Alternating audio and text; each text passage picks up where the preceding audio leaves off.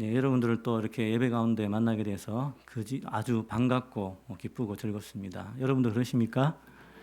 저 말고 여러분 같이 오신 분들. 네. 자, 오늘은 주님의 하루라는 제목으로 말씀을 한번 살펴봤으면 좋겠습니다. 좀 긴 본문이지만 아마 여러 복음서 가운데 그 마가복음 오늘 읽은 본문에서 그 예수님의 그 하루를 아주 집중적으로 조명해서 이렇게 나오고 있는 본문이 유일한 본문입니다. 그래서 예수님이 그 하루를 어떻게 사셨을까 하는 그 관점에서 오늘 본문을 좀 우리가 한번 살펴봤으면 좋겠습니다. 자, 여러분, 이 제자란 예수 그리스도를 따르는 사람들입니다. 사람들이란 뜻입니다. 오늘 예수 그리스도를 믿는 사람들을 또 다른 말로 제자 말고 그리스도인 이렇게 이야기하고 있습니다. 이 말은 사실상 사도행전에서 안디옥 교인들을 향해 세상 사람들이 붙여주신 이름이 그리스도인이라는 것입니다. 복음서에서는 예수님을 따르는 사람을 제자라고 이야기를 하고 사도행전에서는 그런 사람을 그리스도인이라 이렇게 호칭을 붙이고 있습니다. 근데 이제 여기서 우리가 좀 구분해야 될 것이 뭐냐면은 마치 그리스도인은 아주 평범한 그냥 예수 믿는 사람 이렇게 이제 생각을 하고 제자라고 이렇게 이야기하면은 굉장히 훈련된 사람이라고 이렇게 이제 생각을 하는 버릇들이 있는 것 같아요. 습관들이. 여러분, 그리스도인이 더 뛰어난 사람입니까? 제자가 더 뛰어난 사람입니까?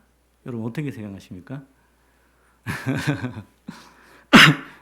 아무래도 성경에서는 그것을 나누지 않아요. 다 똑같은 예수님을 따르는 사람이다. 이렇게 이제 의미를 이야기하는 것인데, 근데 이제 우리가 이제 보통 교회에서 제자 훈련 하잖아요. 그죠? 그럼 제일 처음 반이 뭐예요? 뭐 기초반이잖아요. 그죠? 구원의 확신, 이런 거, 확신반. 그럼 조금 더 나가면 그 다음 반이 뭐죠? 성장반. 성장해서 이제 그 다음 반이 뭐죠? 제자반. 이렇게 나가잖아요.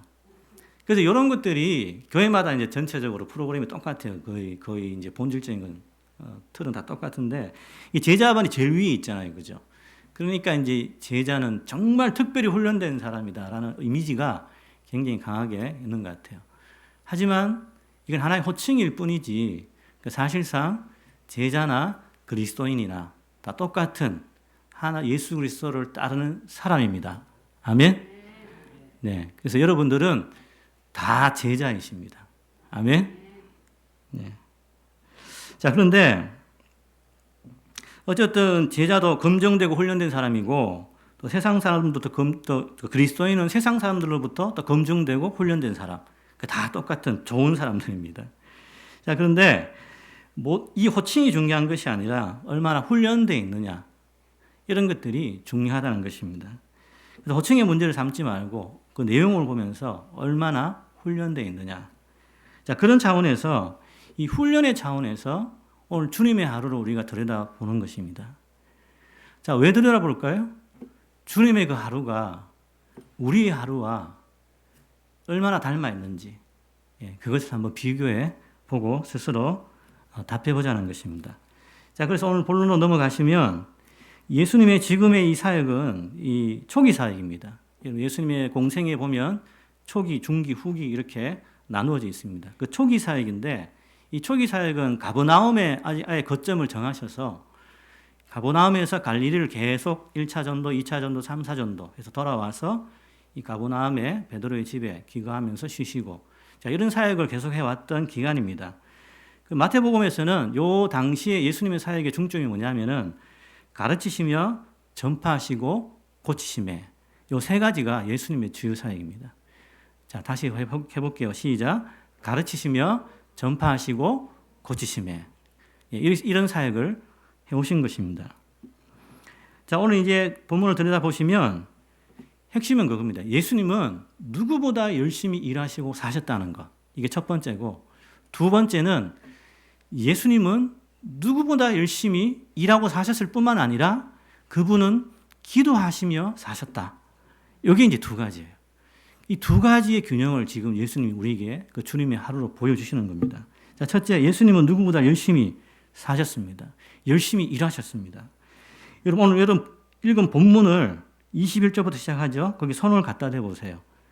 그래서 그 예수님의 하루를 지금 추적해 보는 겁니다. 얼마나 예수님이 그 하루를 열심히 사셨는지를. 21절에 가버나움에 도착하셨죠?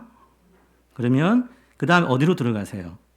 회당에 들어가시죠. 그럼 그 안에서 21절 역시 그 안에서 무엇을 하시죠? 가르치셨죠. 그리고 23절에 가면 또 뭐 하시죠? 고치시죠. 그죠? 고치시죠. 자, 회당에 들어가서 가르치시고 고치셨어요. 누구를요?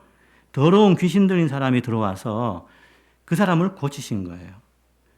자, 이 일을 하셨고, 귀신 들린 사람을 고친다는 것은, 여러분 굉장히 이게 예수님은 물러가라 그러면 그냥 물러가지만, 사람이 그런 은사를 가진 사람들 있잖아요. 그죠? 귀신 쫓아내는 은사를 가진 사람들.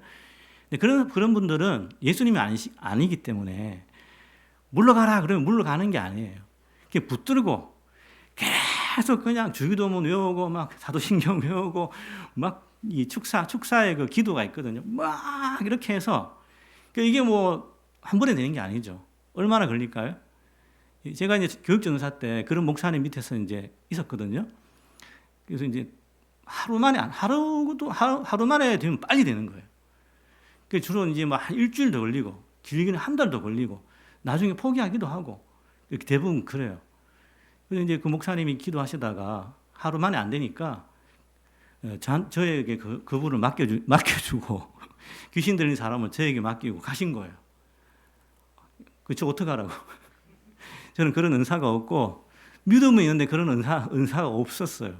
그래서 이제 같이 동역하는 여전사님, 신방하신 여전사님 불러가지고, 그분하고 3명이서 밤새도록 붙들고 기도하고, 눈 돌아가면 이제 또 막 사도신경 외우고 기도하고, 그랬던 기억이 납니다. 자, 이제 핵심은 뭐냐면은, 굉장히 이 힘을 굉장히 많이 소비하는 그런 이제 사역입니다. 축사 사역이.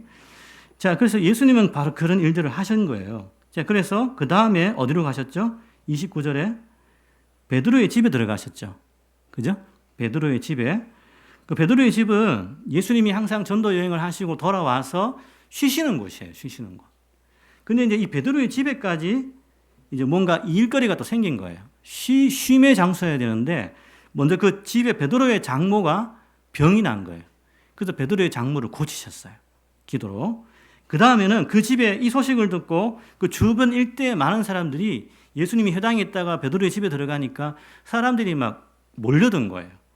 그래서 모든 병자와 귀신 들린 사람이 거기에 32절에 34절에 몰려든 거예요. 해질 때 몰려든 거예요. 예수님이 쉴 수가 있겠습니까? 쉴 수가 없죠. 계속 기도하고 했던 일들이 일어난 거죠. 그러다가 밤늦게까지 그런 일이 있었고 이제 예수님이 주무셨어요. 자, 근데 이제 그 다음으로 넘어갈 때 예수님이 언제 일어나셨어요? 35절에 새벽에, 새벽보다 더 이른 시간이에요. 새벽보다 더 이른 시간. 우리는 새벽 기도 그러면 몇 시예요? 전통적으로 몇 시예요? 5시잖아요. 그죠? 근데 보통 그보다 더 일찍 일어났다 생각해도 무방해요. 그렇게 일어나신 거예요. 자, 그래서 그분은 또 일어나셔서 그 피곤한 몸을 일으키셔서 어디로 가셨어요? 기도할 곳을 찾아서 기도하러 가셨어요. 한적한 곳으로.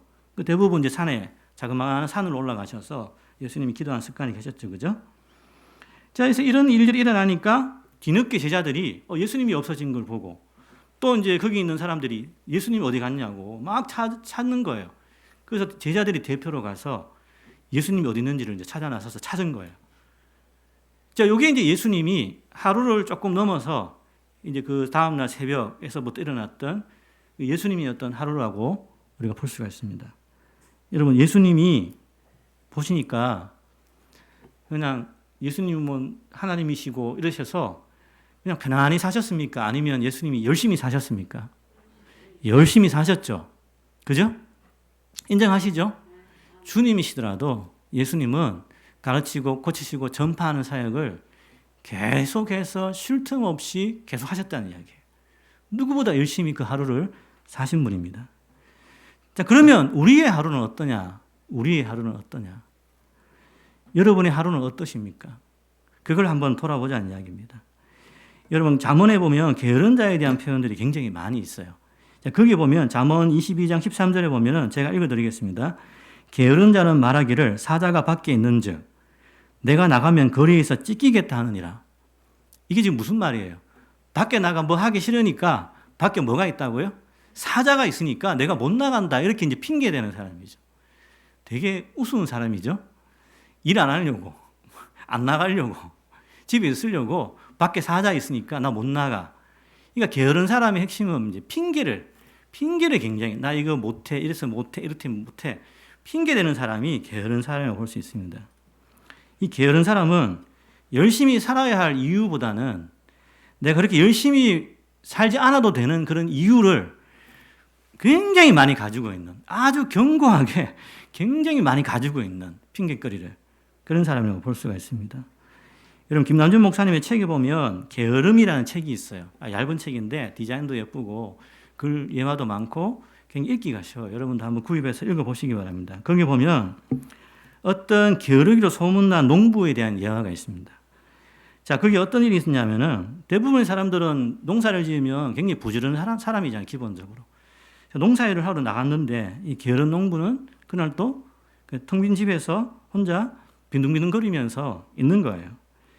근데 이제 오후가 되니까 이제 태양이 이제 올라가고 그러니까 나른해지죠, 그죠?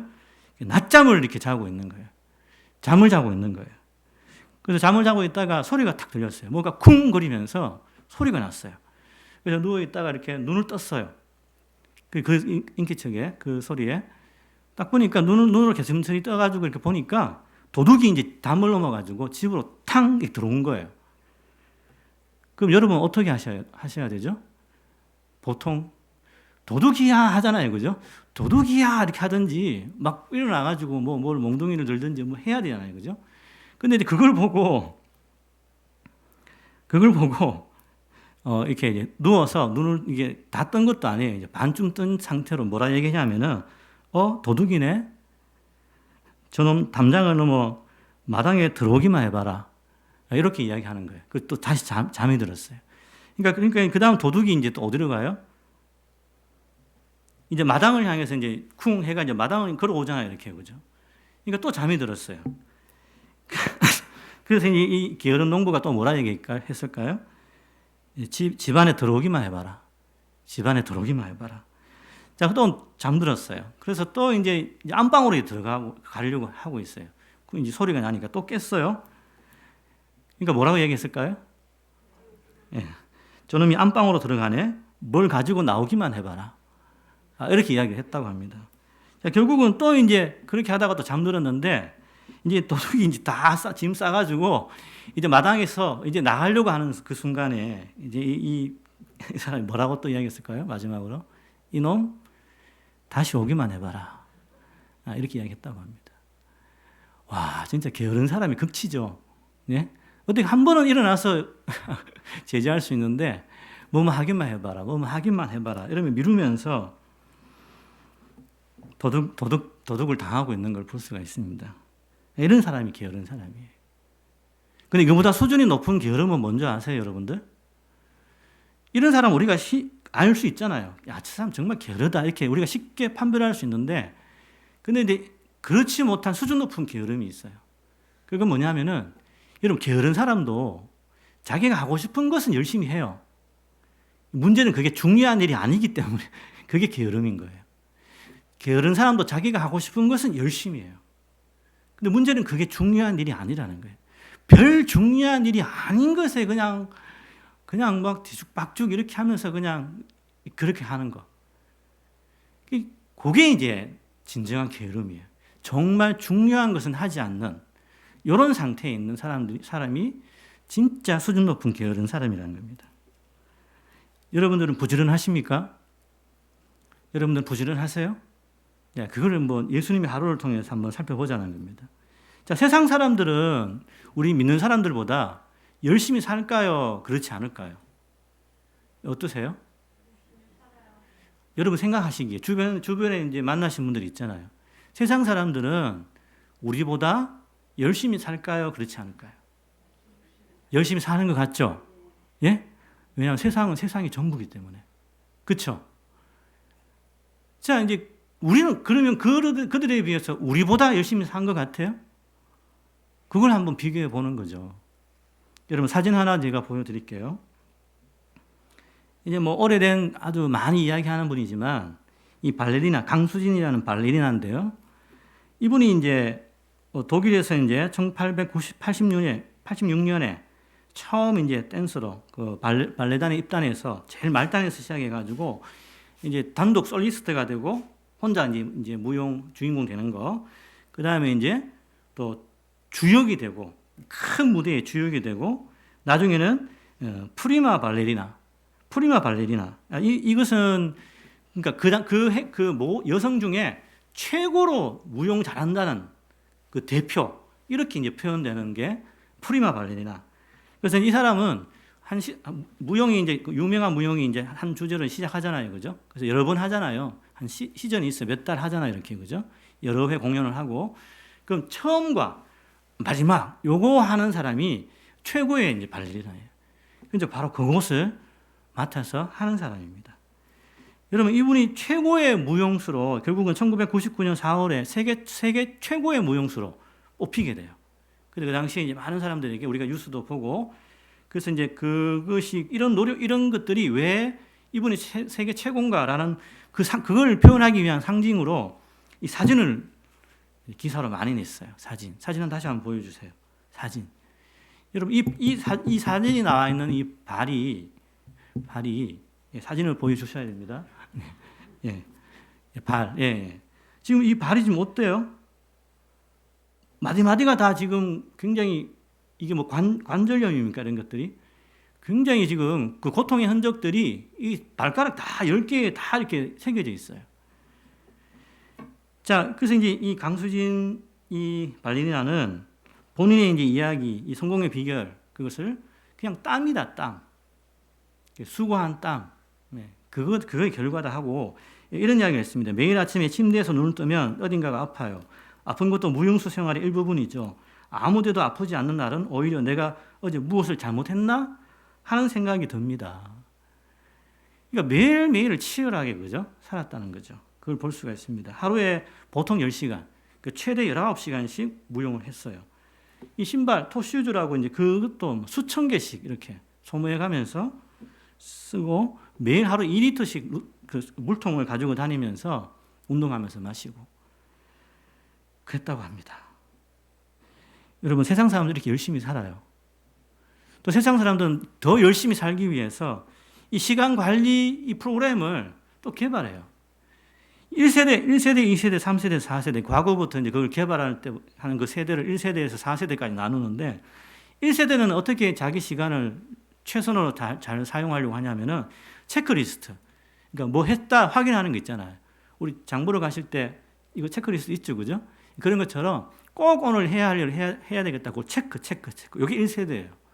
그 2세대는 뭐냐면은 거기에 이제 장기적인 계획을 세우는 거죠. 하루하루가 아니라 그러니까 계획과 목표. 그 장기적인 계획을 세워서 좀 시간을 멀리 보면서 계획을 세우는 거. 열심히 살기 위해서 그런 거죠. 근데 이것도 이제 부족하니까 장기적인 것도 좋은데 더 중요한 것은 우리 인생 전체가 가야 할 하나의 가치, 마지막에 도달할 그 가치가 뭐냐에 우리 시간을 좀 우선순위를 좀 매겨야 되겠다. 그 가치라는 개념을 만들었어요. 이것도 이제 모자라서 이게 이제 시간 계획 자체로서는 완성본이거든요.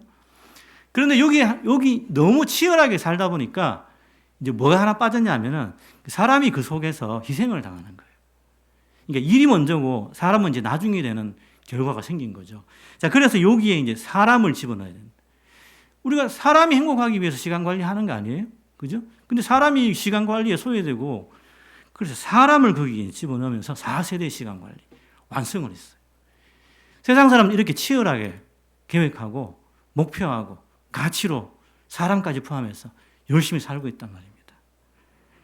여러분, 그럼 우리는 얼마나 더 열심히 살아야 되겠습니까? 우리 옆 사람에게 인사합시다. 열심히 삽시다.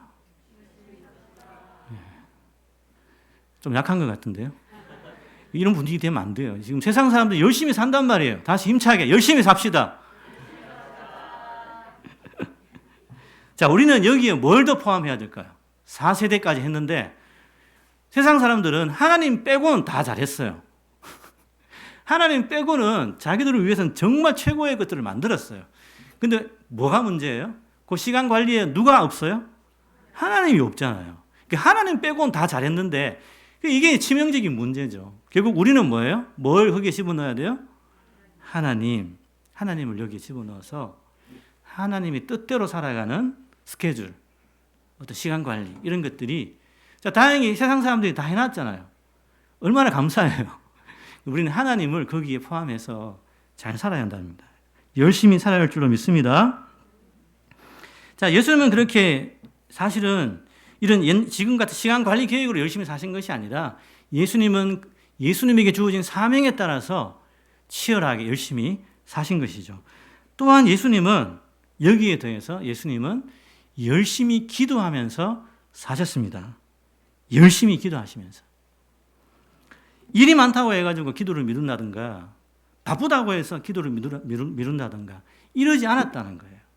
그분은 기도하는데도 열심히 사셨습니다. 여러분 바쁘신 주로 여러분들의 생활이 어떠십니까? 하루하루를 살아가는 것이 바쁩니까? 아니면 여유가 있습니까? 어떠세요? 직장 다니시면 다 기본적으로 바쁘시죠? 예, 바쁘시죠? 예. 근데 바쁘기만 하면 이게 이제 문제라는 거죠. 그죠? 그래서 오늘 예수님도 바쁘셨지만, 그러나 예수님은 그러한 것들을 잘 정돈하시면서 사셨다는 겁니다. 여러분, 우리가 예수님은 그걸 위해서 바로 기도하셨다는 얘기죠. 열심히 사셨지만, 그 열심히 산다는 것이 하나의 방향으로 계속 일관되게 가기 위해서 예수님은 기도하시고 그 기도의 결과로 결정하셨다는 겁니다. 여러분, 우리가 무엇을 선택해야 되고 무엇을 선택하지 않아야 하고 또 무엇이 중요한 일이고 무엇이 중요하지 않는 일인지 그런 것들을 구분해야 된다는 이야기입니다. 그런데 그것이 우리가 기도해서 결정을 해야 된다는 이야기입니다. 여러분, 오늘 본문에 보시면 이제 예수님께서 이제 어디 가셨잖아요. 그 사람들이 막 찾으려고 했죠. 그래서 대표로 제자들이 와서 찾았어요. 자, 그래서 제자들이 만났는데 그 제자들이 예수님께 뭐라 이야기했냐면은 37절에 모든 사람이 주를 찾나이다 이렇게 이야기했습니다. 모든 사람이 주를 찾나이다. 자, 모든 사람들이 주를 찾나이다라는 이야기 자체는 모든 사람들이 주님을 환호하고 주님께 뭔가 얻을 것이 있다고 생각하고 그 주님을 따르려고 한다는 이야기잖아요. 요즘 이제 TV로 말하면 인기가 있다는 이야기죠. 굉장히. 기분이 좋아요, 안 좋아요, 그러면? 내가 인기를 받으면 기분 좋아요, 안 좋아요? 좋잖아요, 그죠? 어색하고. 그럼 어떻게 해야 되겠어요? 요구한 대로 따라가는 거잖아요. 근데 지금 예수님은 모든 사람의 주를 찾나이다 했을 때 예수님의 대답은 무엇입니까? 38절에 우리가 다른 가까운 마을들로 가자. 거기서도 전도하리니. 지금 그 요구에 대해서 예수님 어떻게 하셨어요? 거절하셨어요. 아주 딱 잘라서 거절하셨어요. 우리가 다른 가까운 마을로 가자. 거기서도 전도하리니. 이렇게 이야기했어요. 근데 왜 이렇게 이야기하셨냐면 38절에 내가 이를 위하여 왔노라. 내가 이 일을 위하여 왔노라. 이렇게 말씀하셨어요. 그러니까 그분은 이 땅에서 예수님 자신이 이 땅에 오셔서 살아야 할 사명이 있었다는 이야기죠. 그걸 위해서 나는 살고 나는 기도한다라고 말씀하시는 거예요. 어떤 쪽으로 이렇게 막 향방 없이 결정하는 것이 아니라 예수님은 그 사명이 일치되게 살되 기도하면서 결정하면서 계속해서 하나님을 위해서 사신다는 거죠. 내가 이를 위해서 왔노라. 여러분, 예수님은 이 모든 것이 예수님이 기도해서 기도해서 결정한 결과로 예수님이 사셨다는 거예요. 아멘. 여러분이 어떤 것을 선택할 때에 그것이 기도해서 결정한 결과로 사시는 것입니까? 이게 바로 주님의 하루에서 가장 핵심에 해당되는 부분입니다. 열심히 사셨지만 열심히 산다는 그 자체가 향방 없이 사는 것이 아니라 기도의 결과였다는 거예요. 이게 굉장히 중요한 겁니다. 모든 것이 다 좋다고 모든 것을 다 할 수 없잖아요. 잘라내야 돼요. 그걸 어떻게 합니까? 세상 사람들은 하나님 안 믿으니까 자기의 신념과 이런 것들을 하겠죠. 그죠? 우리는 우리 신념도 있지만 그러나 하나님께 물어보고 기도하여서 그 하나님의 응답으로 결정해서 잘라내고 살아야 하는 겁니다. 좀 decision이라는 영어 단어가 있는데 거기 보면은 D에 결정이라는 말이에요. 결정. 그러니까 season은 이제 자르다는 뜻인데 앞에 D라는 게 이게 이제 탁 내리치는 걸 이야기해요. 탁 내리치는 거. 그 decision은 탁 내리쳐서 자르는 거예요. 이 결정이라는 게 그거예요. 결정이라는 것은 자르는 거예요. 내게 필요 없는 것을 잘라내는 거예요. 그러니까 예수님은 그걸 뭘로 하셨어요? 기도로 하셨다는 이야기입니다. 기도로서 필요 없는 것들을 잘라내셨다는 이야기예요. 가야 할 곳만 주님의 사명대로 가야 할 곳만 기도해서 결정해서 가셨다는 이야기예요. 여러분, 주님의 하루는 그렇게 사셨습니다. 하나님의 인도 속에서 기도로 결정된 그런 방향을 가지고 예수님은 사셨다는 겁니다. 이것이 그분의 사명이셨던 거죠. 여러분, 고든 맥도날드라는 사람은 두 종류의 사람이 있다고 했습니다. 하나는 쫓겨다니는 사람, 맨날 이제 바쁜 일로 쫓겨다니는 사람. 또 하나는 부름받은 사람, 쫓겨다니는 사람, 부름받은 사람. 우리는 어떤 사람입니까? 우리는 어떤 사람? 부름받은 사람이죠. 우리는 부름받은 사람이에요. 그 부름받은 사람이라는 것은 구원을 이야기하는 거 아닙니까? 맞아요. 근데 그 구원 속에 우리가 중생하고 회심할 때 하나님이 우리를 향해서 어떻게 살아라고 이미 주의 성령을 우리에게 집어넣어 주셔서 들어오게 해 주셔서 이미 우리가 어떻게 살아야 할지를 알게 하신 거예요. 우리가 잠잠히 말씀으로 묵상하고 기도해 보면 우리 마음의 중심에, 우리의 양심에 하나님의 음성이 여러 형태로 들리게 돼 있습니다. 구원받은 사람, 거듭난 사람에게는 이미 그런 방향들이 심겨져 있다는 겁니다. 그게 부름받은 사람이에요. 구원만 받고 삶은 잘 못 사는 이게 아니라 구원받은 사람에게 그 삶의 방향을 이미 결정하셔서 우리에게 심어주신 거예요. 여러분, 제가 신학교 다닐 때 한참 이렇게 기도 열심히 하고 할 때 길 가다가 이렇게 도는데 갑자기 심장이 막 뛰면서 너 회개해야 된다 이렇게 이야기하셨어요. 회개해야 된다는 그 마음을 주셨어요. 어떻게 해야 됩니까? 왜 이렇게 가슴이 뛰지? 오늘 별일이네? 이렇게 끝나야 되는 거예요? 아니죠. 우리가 채널을 하나님께 늘 열어놓으면 뭐예요? 하나님 나에게 뭔가 말씀하시려고 하는가? 라고 질문하면서 이제 기도하셔야 되는 거죠. 맞습니까? 네. 이미 구원받은 사람에게는 양심으로든 그 안에 성령님의 특별한 역사든 여러분에게 말씀하셔요. 기도하셔야 된다는 겁니다. 그걸 들으시기 위해서는 기도하셔야 된다는 이야기입니다. 결론은 뭡니까? 우리는 예수님처럼 열심히 살고 예수님처럼 열심히 기도해야 된다는 겁니다. 같이 합시다. 열심히 살고 열심히 기도합시다. 아멘? 일하면서 기도합시다. 일하면서 기도합시다. 여러분, 우리가 사실 근원적으로 따져보면 우리가 사람의 소리를 듣고 세상의 소리를 듣고 따라가느냐 아니면 하나님의 소리를 듣고 따라가느냐 두 갈래길입니다. 여러분, 그 안에서 우리가 어떤 음성을 듣느냐 여러분 기도하시면서 결정하시며 살아가시기를 간절히 바랍니다. 우리 같이 한번 기도하겠습니다. 기도하실 때에 하나님